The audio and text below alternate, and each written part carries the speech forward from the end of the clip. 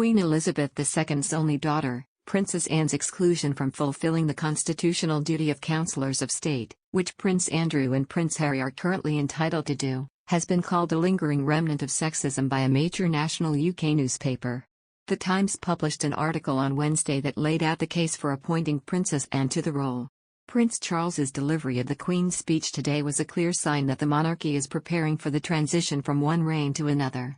That is a good time to right a wrong by appointing Princess Anne to the role of Councillor of State, the Times said.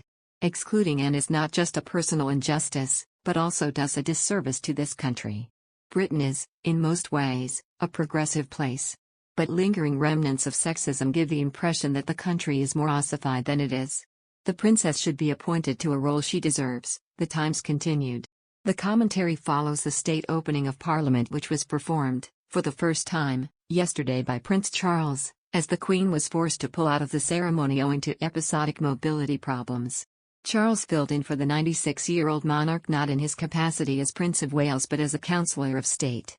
The public was provided with a glimpse into the future of the monarchy on Tuesday, May 10, when the Prince of Wales read the Queen's speech on behalf of his mother, who was unable to head to the Houses of Parliament herself due to mobility issues. As the heir to the throne, Charles is destined to take over from his mother at the end of her reign. And this passage of duties may be a cause of concern for the Duke and Duchess of Sussex, according to Australian royal commentator Daniela Elser. The journalist highlighted how Meghan and Harry have been able to maintain a good relationship with the Queen following their decision to step down as senior royals and relocate to California in the spring of 2020. The Duke himself has stressed multiple times during his interviews over the past 2 years he is very much in touch with his grandmother and shares a profound bond with her. On the other hand, he told Oprah Winfrey in his joint interview with Meghan in early 2021 he will always love his father, but there's a lot of hurt that's happened.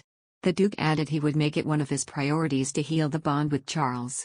Appearing on the Armchair Expert podcast and in the mental health series The Me You Can't See, Harry also appeared to criticize his upbringing.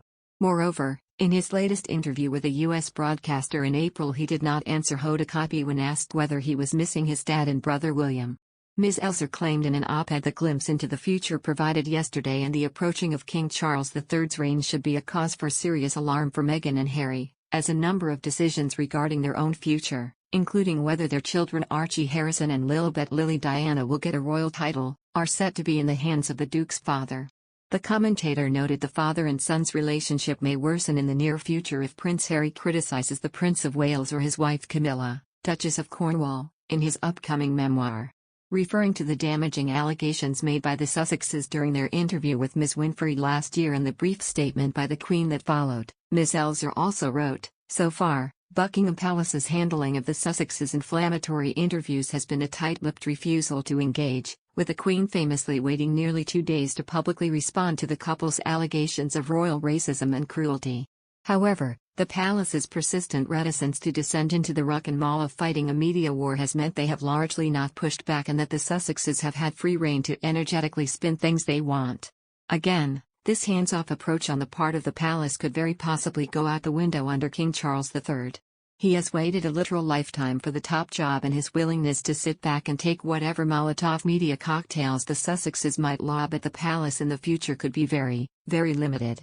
Ms. Elser added Prince Charles's possible decision to take a harder line against the Duke and Duchess of Sussex if they criticized him or the firm in the future would not just be a personal one.